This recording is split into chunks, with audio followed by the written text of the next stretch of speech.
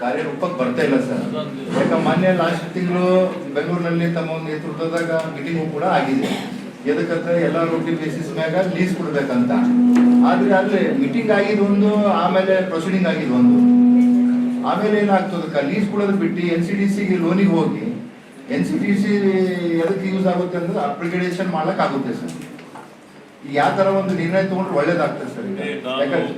ಮುಖ್ಯಮಂತ್ರಿಗಳಿಗೂ ಭೇಟಿಯಾಗಿ ಈಗ ನೀವು ಎಲ್ಲಾ ರೋಟಿ ಮಾಡಿದ್ರೆ ಎಲ್ಲಾ ರೋಟಿಯಲ್ಲಿ ಯಾರು ದುಡ್ಡು ಕೊಟ್ಟು ಬ್ಯಾಂಕಿಗೆ ಏನು ಮರುಪಾವತಿ ಮಾಡಬೇಕಾಗಿದೆ ಅವರಿಗೆ ಸಾಲ ಮರುಪಾವತಿ ಮಾಡಿ ಕೊಡಂತದಕ್ಕೆ ಯಾರು ಮುಂದೆ ಬರ್ತಾ ಇಲ್ಲ. ಬಂದಿದ್ದಾರೆ ಯಾರಾದ್ರೂ ಹೇಳಿ. ಅವ್ರದ್ದೇನು ಬಡ್ಡಿ ಸಹಿತ ಆದ್ರೆ ಇಲ್ಲೇ ಇದ್ದಾರೆ. MD ಅವರು ಹೇಳಿ ನಿಮ್ ದುಡ್ಡು ಎಷ್ಟು ಬೇಕು ಹೇಳಿ.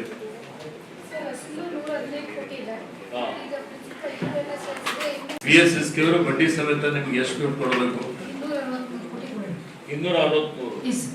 ಆಯ್ತು, ನೀವು ಒನ್ ಟೈಮ್ ಸೆಟಲ್ಮೆಂಟ್ ಮಾಡಿದ್ರು 6% ಮಾಡಿದ್ರೆ ಎಷ್ಟಾಗುತ್ತೆ?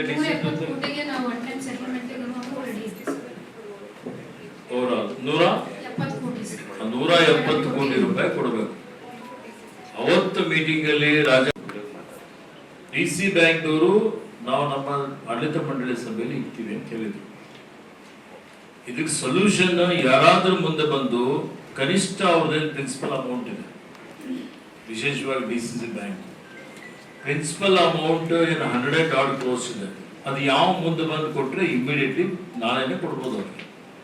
ಬಾಗಲಕೋಟದಾಗ 40 ಕೋಟಿ ರೆಡಿ ಆಗಿರಲ್ಲ ಸರ್ ತೋಲಿಕ್ಕೆ. ಆಯ್ತು, 40 ಕೋಟಿ ಕೊಟ್ರೆ ಬಾಕಿ ದುಡ್ಡು ಹೆಂಗ್ ಕೊಡ್ತಾರೆ ಅವರು? 40 ಕೋಟಿ ಕೊಟ್ಟ ಅಂತ ಹೇಳಿದ್ರೆ ಈ ಬ್ಯಾಂಕಿನ ದುಡ್ಡೇ ಕೊಡ್ಲಿಕ್ಕೆ ಆಗಲ್ಲ ಅವನಿಗೆ.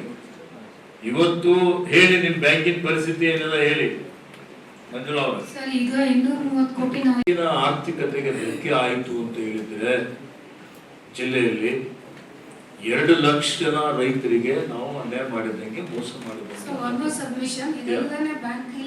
ಟೋಟಲ್ ಆಗಿ ನಾವು 6 lakh account holders 6 lakh account holders ಇದ್ದಾರೆ.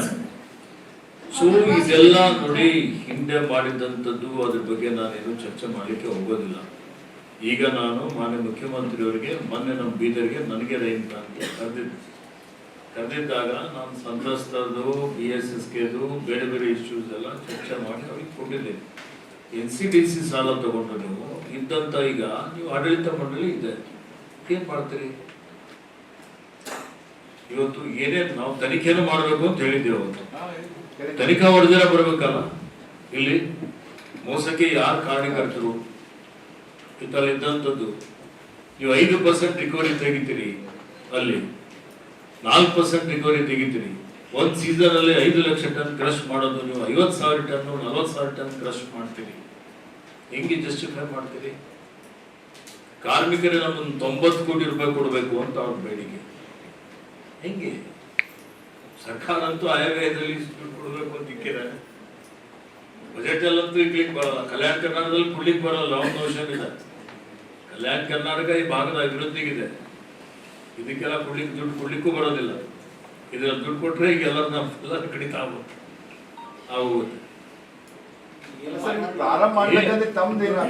ನೋಡಿ, ನನ್ನ ಅಭಿಪ್ರಾಯ ಈಗ ಸರ್ಕಾರ ಕೇಳಿ, ಇದು ಮುಖ್ಯಮಂತ್ರಿಯವರೇ ಇದಕ್ಕೆ ಏನಾದ್ರು ಒಂದು ಪರಿಹಾರ ಕಂಡುಕೊಳ್ಳಲಿಕ್ಕೆ ನಾವೆಲ್ಲ ಪ್ರಯತ್ನ ಮಾಡ್ತಾ ಇದ್ದೇವೆ. ಮುಖ್ಯಮಂತ್ರಿಯವರ ಗಮನಕ್ಕೆ ತಂದಿದ್ದೇನೆ. NCDC 100 ಕೋಟಿ ರೂಪಾಯಿ ನಮಗೆ ಸಿಕ್ತು ಅಂತ ಹೇಳಿದ್ರೆ ಅದಕ್ಕೆ ಯಾರಿಗಾದ್ರೂ ಒಬ್ರು ಅಡಾಪ್ಟ್ ಬಾಡಿ ಮಾಡಿ ಜಿಲ್ಲಾಧಿಕಾರಿಗೆ ಜವಾಬ್ದಾರಿ ಕೊಟ್ಟು ರಿವೈವಲ್ ಪ್ಲಾನ್ ಮಾಡಿ ನಡೆಸಿ ಕೋ ಜನರೇಷನ್ ಆಗಲಿ ಅಥವಾ ನಿಮ್ದು ಏನು ವಿದ್ಯುತ್ ಉತ್ಪಾದನೆ ಮಾಡುವಂಥದ್ದು ಮತ್ತೆ ಎಥನಾಲ್ ಉತ್ಪಾದನೆ ಮಾಡುವಂಥದ್ದು ಈ ಸಹ ಉತ್ಪಾದನೆ ಘಟಕಗಳೆಲ್ಲ ಪ್ರಾರಂಭ ಮಾಡಿ ಅದಕ್ಕೊಂದು ಕಾಯಕಲ್ಪ ಕೊಡುವಂಥದ್ದು ಮಾಡಿದ್ರೆ ಮಾತ್ರ ಇದಕ್ಕೆ ಪರಿಹಾರ. ಎಲ್ಲಿವರೆಗೆ ಬ್ಯಾಂಕಿನಿಂದ ಸಾಲ ಕಟ್ಟದೆ ಯಾವ ಬ್ಯಾಂಕ್ನವರು ಇವತ್ತು ಒಪ್ಪೋದಿಲ್ಲ. ಮೊನ್ನೆ ಬಾಗಲಕೋಟೆ ಜಿಲ್ಲೆಯ ಮುಧೋಳ ವರದಿ ಕೊಡಿ, ತಂದ್ಕೊಡಿ ವಿಚಾರ ಮಾಡಿ. ಸರ್ಕಾರದಿಂದ ಟೆಂಡರ್ ನೋಟಿಫಿಕೇಶನ್ ಆಗಿದೆ. 10 ಕೋಟಿ ಅವರು ಅಷ್ಟೇ, ಅದನ್ನು ಲೇಬರ್ಸ್ ಸಮೇತ ಕೊಟ್ಟಿದ್ದಾರೆ ಫಸ್ಟ್ ಇನ್ಸ್ಟಾಲ್ಮೆಂಟ್ ಅಲ್ಲಿ. ಮತ್ತೆ 40 ವರ್ಷಕ್ಕೆ ಲೀಸ್ ತಗೊಂಡಿದ್ದಾರೆ. ಆ ತರ ಮಾಡಿದ್ರೆ ಬಾಗಲಕೋಟೆ ಬ್ಯಾಂಕು ವೇಬಲ್ ಇದೆ, ಬಟ್ ನಮ್ಗೆ ಫೀಸಿಬಲ್ ಆಗಲ್ಲ ಸರ್. ನಮ್ಮ ಬ್ಯಾಂಕಿಗೆ ಆಗಲ್ಲ ಮೇಡಮ್. 115 ಕೋಟಿ ನಿಮಗೆ ಕೊಟ್ಟು 45 ಕೋಟಿ ನಮ್ದು ದುಡ್ಡು ಅಪೆಕ್ಸ್ ಬ್ಯಾಂಕಿಗೆ 160 ಕೋಟಿ ಇಲ್ಲೇ ಆಗ್ತು. ಮತ್ತೆ ಲೇಬರ್ ಅದು ಹಿಡಿದ್ರ ಹೊಸ ಫ್ಯಾಕ್ಟ್ರಿ 5000 TCD ಮಾಡ್ಬೇಕಂದ್ರ 250 ಕೋಟಿ ಅಲ್ಲ, ಅದಕ್ಕೆ ಇವರೆಲ್ಲ 200 ಕೋಟಿ ಇಲ್ಲೇ ಕೊಟ್ಟು ಯಾರು ಬರ್ತಾರ? ಯಾರು ಕೂಡ ಬರಲ್ಲ.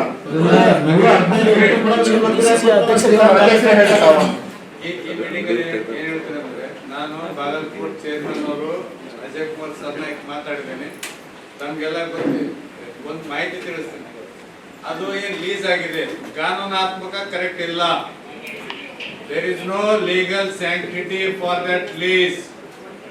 ಅಂದ್ರೆ ಗವರ್ನಮೆಂಟ್ ತಪ್ಪು ಮಾಡಿದೆ I sir. Don't know about that sir. I can't talk. ನೋಡಿ, ಈಗ ಈ ಸಭೆಯಲ್ಲಿ ಅಸೆಟ್ಸ್ ಆರ್ ಮಾಡಿ ಯಾವ್ದಾಯ್ತು ಏನಾಯ್ತು ಚರ್ಚೆ ಮಾಡೋದ್ರಲ್ಲಿ ಅರ್ಥ ಇಲ್ಲ. ಮಾಡೋದ್ರಿಂದ ಏನೋ ಪರಿಹಾರ ಬರೋದಿಲ್ಲ. ನಾವ್ ಹೇಳೋದೇನು ಸರ್, ಅದಕ್ಕೆ ಏನಿದೆ, DCC ಬ್ಯಾಂಕ್ ಕೂಡ ಉಳಿಯುತ್ತೆ. ಮಾನ್ಯ ಸಚಿವರೇ, ನಮ್ದು ಎಲ್ಲರದು ಒಂದೇ. ಈಗ ಇಲ್ಲಿ ಇರೋದೇ ಅದು ಹಳಿ ಫ್ಯಾಕ್ಟ್ರಿ, ಎಲ್ಲರೂ ಜೀವನಾಡಿ. ನಾವು ಇಷ್ಟು ಜನ ಆಗಿ ಏನ್ ಸಾಧಿಸಿದಾಗ ಆಗ್ತದ ಅಂತ ನನ್ನೊಂದು ಪ್ರಶ್ನೆ. ಈಗ ನೀವೆಲ್ಲ ದುಡ್ಡು ಯಾಕೆ ಕೊಡ್ತೀರಿ, ಅದ್ರ ಬಗ್ಗೆ ವಿಚಾರ ಮಾಡ್ರಿ. ಆಮೇಲೆ ಈ ಮತ್ತೊಂದೊಂದು ಪ್ರಶ್ನೆ, ಈಗ BCSಗೆ ಬಂದಾಗ್ಯದ, ಮತ್ ಇನ್ನೊಂದ್ ಥೋಡೆ ದಿನ ಆಯ್ತು ಅಂದ್ರೆ ನಾರಾಯಣ ಬಂದೈತು, ನಮ್ ಕಬ್ಬು ಹೋಗ್ಬೇಕಿಲ್ಲಿಗೆ 23 ಲಕ್ಷ ಟನ್ ಬರ್ತದೆ ವರ್ಷಕ್ಕೆ ಇಳುವರಿ ಸರ್. ಎಲ್ಲಿ ಹೋಗ್ಬೇಕು ನಮ್ದು? ಜನರು ಇರೋದೇ ನಮ್ಮಲ್ಲಿ ರೈತರು. ನಮ್ ರೈತರಿಗೆ ಕಬ್ಬು ಒಂದೇ ಮೇನ್ ಇದೆ, ಸೋಯಾ ಅದ. ಇದು ಕಬ್ಬನು ಹೋಯ್ತಂದ್ರೆ ಸೀದಾ ಆತ್ಮಹತ್ಯೆ ಮಾಡ್ಕೋಬೇಕಾಯ್ತು ನಮ್ ರೈತರಿಗೆ. ಹ್ಯಾಂಗ್ ಮಾಡ್ಬೇಕು ಹೇಳ್ರಿ ನೀವು? ಬ್ಯಾಂಕ್ ಮುಸ್ತಂದ್ರೆ ಈಗ ನೋಡಿ, ಬ್ಯಾಂಕ್ ಮುಸ್ತಂದ್ರೆ ಅಕೌಂಟ್ದಾಗ ದುಡ್ಡು ಇಡ್ಲಿಕ್ಕೆ ಅಕೌಂಟ್ ಇರಲ್ಲ. ಈಗ ಹೇಳಿ, ಡಾಕ್ಟ್ರೆ, ನಿಮ್ಮಲ್ಲಿ ಕೇಳಿ, ವಿಸ್ತಾರ ಮಂತ್ರಿ ಸುಮ್ಮನೆ ವ್ಯರ್ಥವಾಗಿ ಚರ್ಚೆ ಮಾಡಿದ್ರೆ ಅರ್ಥ ಇಲ್ಲ. ಅರ್ಥ ಆಯ್ತಾ? ಎಲ್ಲರ ಉದ್ದೇಶ ಏನಿದೆ, ಕಾರ್ಖಾನೆ ನಡಿಬೇಕು. ಬ್ಯಾಂಕ್ ಹೇಳಿದ್ದೆ, ಯಾರು ಈ ಇದರಲ್ಲಿ ಹಾಳಾಗ್ಲಿಕ್ಕೆ ಯಾರ್ಯಾರು ಕಾರಣೀಕರ್ತದ್ದಾರೆ ಅವ್ರ ಮೇಲೆ ಕಾನೂನು ರೀತಿಯ ಕ್ರಮ ಆಗ್ಬೇಕು, ಕ್ರಿಮಿನಲ್ ಮೊಕದ್ದಮೆಗಳಾಗಬೇಕು, ಅವರಿಗೆ ವಸೂಲಾತಿ ಆಗ್ಬೇಕು. ಇದು ವಸೂಲಾತಿ ಆಗುವಂತದ್ದಕ್ಕೆ ಈಗ ಕ್ರಮ ತಗೋಬೇಕು ಅಂತ ಮೊದಲಿನ ಸಭೆಯಲ್ಲಿ ನೀವೆಲ್ಲ ಆಗಿದೆ. ಅಲ್ಲಲ್ಲ, ಮಣ್ಣು ಆಗಿದೆ. ಬೆಳಗಾವಿದಾಗ ಆದ್ಮೇಲೆ ಬಂದಾಯ್ತು. ಕೇಳಿ, ಮಣ್ಣಿನಿಂದ ಈ ಪ್ರಕ್ರಿಯೆ ಪ್ರಾರಂಭ ಆಗಿದೆ, ಅದನ್ನು ಮಾಡೋಣ. ಮತ್ತೀಗ ಪರಿಹಾರ ಅಂತ ಹೇಳಿದ್ರೆ CM ಸರ್ ಏನಾದ್ರೂ ಒಂದು ನಮ್ಗೆ NCDC ಅಲ್ಲಿ ಕ್ಲಿಯರ್ ಮಾಡಿ ಬಂದ್ರೆ ಅದಕ್ಕೆ ನಾವು ಸರ್ಕಾರ ಮಟ್ಟದಲ್ಲಿ ಏನಾದ್ರು ನಡೆಸಲಿಕ್ಕೆ ಮಾಡ್ಬೋದಾ ಅನ್ನೋದ್ರ ಬಗ್ಗೆ ಚರ್ಚೆ ಮಾಡೋಣ. ತಮ್ಮ ಅಧ್ಯಕ್ಷತೆ ಸರ್ ಒಂದು CM ಅವ್ರ ಬಳಿ ಡೆಲಿಗೇಷನ್ ಕರೀರಿ ಸರ್, ಜಿಲ್ಲೆದ ಎಲ್ಲ ನಾಯಕರು ಹೋಗಲಿ. ತಾವು ಬೇಗನೆ ಅಸೆಂಬ್ಲಿ ಟೈಮಲ್ಲಿ 11ನೇ ತಾರೀಕು ಅಸೆಂಬ್ಲಿ ಇದೆ, 12, 13ಕ್ಕೆ ಯಾವಾಗ ಟೈಮ್ ಅವಾಗ ಮಾಡಿದ್ರೆ ಒಳ್ಳೇದಾಗ್ತದೆ ಸರ್. ಎಲ್ಲಾ ಶಾಸಕರು, ವಿಧಾನ ಪರಿಷತ್ ಸದಸ್ಯರು ಅಲ್ಲೇ ಇರ್ತೀರಿ, ಎಲ್ಲರೂ ಕೂಡ ಒಂದ್ಸಲ ಹೋಗ್ಬಾರ್ದು, ಅಲ್ಲೇ ಅಲ್ಲಿ ಅಸೆಂಬ್ಲಿ ಭೇಟಿ ಮಾಡೋಣ. ಮಾಡೋಣ ಸರ್, ಸೀರಿಯಸ್ ಆಗಿ ಏನಾದ್ರು ವಿಚಾರ ಮಾಡ್ತಾರೆ. ಯಾಕಂದ್ರೆ ನೀವು ನೋಡ್ತಾ ಇದ್ದೀವಿ, BSSಗೆ ನಾವೆಲ್ಲರೂ ಏನು ಸುಮ್ಮನೆ ರೈತರು ನೋಡತ್ತಾರ ಅಂತ ಮಾತಾಡತ್ತಿದ್ದೇವೆ. ಇದು ಚೆನ್ನಾಗಲ್ಲ. ಇವೆಲ್ಲ ನಾವು ಯಾಕೆ ಮಾತಾಡ್ತಿದೀವಿ, ರೈತರ ಜೊತೆ ಇದ್ದೀವನ್ನ ನಾವು ಮಾತಾಡ್ತೀವಿ. ಬಟ್ ಒಳಗಡೆ ಏನಿದೆ ಅದು ಸ್ವಲ್ಪ ದಯವಿಟ್ಟು ಏನಾದ್ರೂ ಮಾಡಿ ಈಗ ಮೊನ್ನೆ ನಾವೊಂದು ಪ್ರಪೋಸಲ್ ಕೊಟ್ಟಿದ್ದೇವೆ ಸರ್, 40 ಕೋಟಿ ಒಬ್ಬ ಇಲ್ಲಿ ಟೆಂಡರ್ ಪಾರ್ಟಿಸಿಪೇಟ್ ಮಾಡಿ ಕೊಡ್ತಾ ಅಂದೇನು, ಇಯರ್ಲಿ ಒಂದು 10 crore rupees ಕೊಡ್ತಾ ಅಂತ, 8 crore rupees ಕೊಡ್ತಾ ಅಂತ. ಇದು DCC ಬ್ಯಾಂಕ್ ಅವ್ರು ಹೋಗ್ತಾರ ಇಲ್ಲ ಗೊತ್ತಿಲ್ಲ ನೋಡಿ. ಈಗ 15 ಕೋಟಿ ಒಮ್ಮೆ ಬರೋದು ಕಷ್ಟ, ಕೇಳ್ರಿ, 175 ಕೋಟಿ ಬರೋದು ಕಷ್ಟ ಸರ್. ಇದು ಎಲ್ಲ ನಾವು ಒಪ್ಪಲ್ಲ. ಇದೆಲ್ಲ ಕೇಳಿ, ಅದೆಲ್ಲ ಬಾಡಿಗ ಕೇಳ್ರಿ. ಈಗ ಅದಕ್ಕೆ ಈಗ ಸರ್ ನಮಗೆ ಏನಾರ ಮಾಡ್ಬೇಕಂತ ತಾವ್ ಹೇಳಿದ್ರಿ ನೋಡ್ರಿ, ಇದು BSSಗೆ ಇದು ಇವತ್ತಿನ ನಿನ್ನಿದ್ದಲ್ಲ, ನಮ್ ಸರ್ಕಾರ ಬಂದ್ಮೇಲೂ ಆಗಿದ್ದಲ್ಲ. ಹೇಳ್ತೀನಿ, ಹೌದು. ನಾನು BSSಗೆ 2009ರಲ್ಲಿ ನಾನು ಬಿಟ್ಟೆ. ನಾನು ಬಿಟ್ಟಾಗ 30-40 ಕೋಟಿ ಸಾಲ ಇದ್ದಿದ್ದು, 4 ಕೋಟಿ ಸಾಲ ಆಯ್ತು. ಯಾಕೆ ಆಯ್ತು? ಆಯ್ತು ಚಂದ್ರಶೇಖರ್. ಈಗ 15 ವರ್ಷ 16 ವರ್ಷ ಇಷ್ಟೆಲ್ಲ ಅಕ್ರಮಗಳು ಅವ್ಯವಹಾರಗಳಾದ್ರು ಯಾರಾದ್ರೂ ತುಡಿಪಿಟ್ಟಂದಾರ ಹೇಳ್ಬೇಕಾಗಿತ್ತಲ್ಲ. ಈಗೆಲ್ಲ ಕ್ಯಾನ್ಸರ್ ಆಗಿ ಹಾಳಾಗಿದ್ಮೇಲೆ ಇದು ಹಂಗೆ ಮಾಡ್ಬೇಕು, ಹೀಗೆ ಮಾಡ್ಬೇಕು ಅಂತೂ ಇಚ್ಛೆ ಇದೆ, ನಿಮ್ದು ಇಚ್ಛೆ ಇದೆ, ಎಲ್ಲರದು ಅಭಿಲಾಷೆ ಇದೆ ಸರಿ ಮಾಡಬೇಕು ಅಂತ ಹೇಳಿ. ಸರಿ ಮಾಡುವಂತ ಪರಿಸ್ಥಿತಿಯಲ್ಲಿ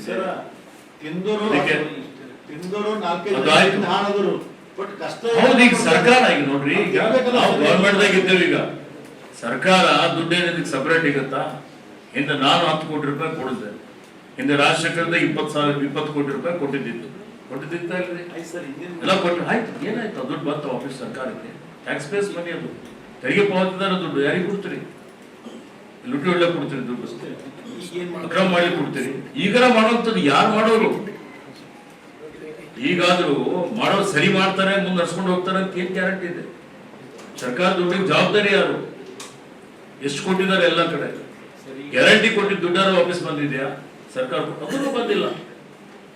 ಇವೆಲ್ಲ ಇದೆ, ಚರ್ಚೆ ಮಾಡೋಣ. ಬಂದಿಲ್ಲ ಅಂತ ಹೇಳೋ ಬಂದಿರಕ್ಕೂ ಆಗಲ್ಲ ಸರ್. ಒಂದು ಅಡಾಕ್ ಕಮಿಟಿ ಮಾಡ್ಸಕ್ ತೊಂದ್ರೆ, ಅಡಾಕ್ ಕಮಿಟಿ ಒಂದು ಅಧ್ಯಕ್ಷತೆ ಮಾಡಿ ನೀವೇ ಸಿಎಂ ಬಲ್ಲಿ ಹೋಗೋರಂತಲ್ಲ ಎಲ್ಲ ಹೇಳಿದೆ ಈ ಸಿಎಂ ಬಲ್ಲಿ ಎಲ್ಲ ಕರ್ಕೊಂಡು ಹೋಗ್ತೇನೆ ಮುಖ್ಯಮಂತ್ರಿ ಅವ್ರ ಹತ್ರ. ಲಾಸ್ಟ್ ಒಂದು ಮಾತು ಹೇಳ್ತೇನೆ, ಬೆಳಗಾವಿ ಮೀಟಿಂಗ್ ದಾಗೂ ನಾವೆಲ್ಲ ಪಕ್ಷದ ಎಲ್ಲ ಶಾಸಕರು ಏನ್ ಹೇಳಿದೆವು, ಎನ್ಕ್ವೈರಿ ಮೊನ್ನೆ ಕೂಡ ಅಂದೇವು ಅದೇ ಅಂದೇವು. ನಾವೇನ್ ತಪ್ಪಿಸ್ತೀವಿ ಯಾರು ಇಂದ, ಅದಕ್ಕೆ ನಮ್ದೇನು ಅಭ್ಯಂತರ ಇಲ್ಲ ಸರ್. ಅದು ಒಟ್ಟಲ್ಲಿ ಉಪಾಧ್ಯಕ್ಷ ಇಲ್ಲ. ಮಂತ್ರಿ ಉಪಾಧ್ಯಕ್ಷ ಇದ್ದರು ಇಲ್ಲ ಯಾರು? ಇವ್ರಿಗೆ ಉಪಾಧ್ಯಕ್ಷ ಇವರೆಲ್ಲ ಉಪಾಧ್ಯಕ್ಷ ಇದ್ರು. ಇವ್ರು ಉಪಾಧ್ಯಕ್ಷ ಇದ್ದ ಸಲಕ್ಕೆ ದುಡ್ಡು ಕೊಟ್ಟಿಲ್ಲ.